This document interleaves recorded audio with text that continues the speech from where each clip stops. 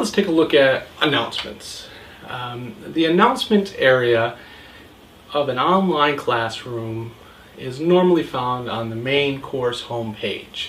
Ideally, this is the first place that a student will look when they enter the class.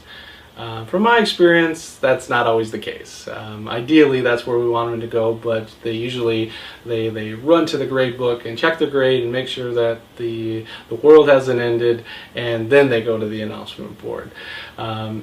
So, you know, it would be naive to think that that all students go directly to the announcement page. But in a perfect world, we have to have the assumption that they do go there, and it's usually one of the first things they see when they log into the class anyway. So again, we would be naive to think that that's the first place they look, and we'd also be naive to think that they truly understand every announcement and comprehend or even read every announcement that we post.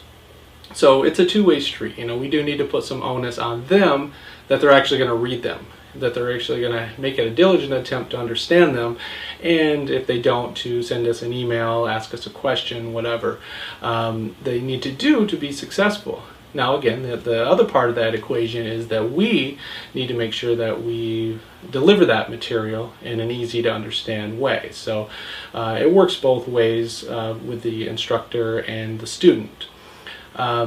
Now, the announcement board is a great way to communicate with students. It's a public area that we can share an announcement to the entire class. Just picture yourself in front of 30 students. You're standing up, attention class, I have something to say. All the students can hear it. So this is a public area. This wouldn't be an area that you would put something private to a student. Hey, you Sally student, you failed your paper last week. What's going on? Of course, that's something that would maybe go in an email, in a private message or something, if you wanted to have that form of communication. But you don't want to put that type of information on the announcement board. You want to make it general and something that you understand that the entire class is going to read. Now, this area is only used by the instructor. I've seen some cases where the admin will come in and post an announcement, administration for the school. Maybe there was a system outage or something. Maybe your faculty manager will go in and post an announcement. Even then, I noticed that you'll get an email from the faculty manager, hey, can you post this announcement in the class? It's a lot easier than them posting it in 50 different classes. You may also see that when you first log into the class for the first time to set it up, that there'll already be a few announcements in there from the school. Maybe an example would be technical support or specific guidelines for that class or for that school. You don't want to delete those. If you have any questions on those, ask your faculty manager, but they're there for a reason. Don't be alarmed when you see them. But for the most part, after the class starts, you're rarely going to see an announcement be posted by anyone but you. And again, the students can't post an announcement. They cannot respond to an announcement.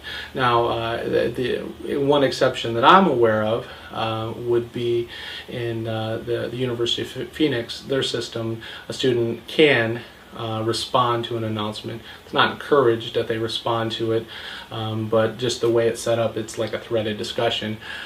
They can respond to it. So that's the only one that I'm aware of there.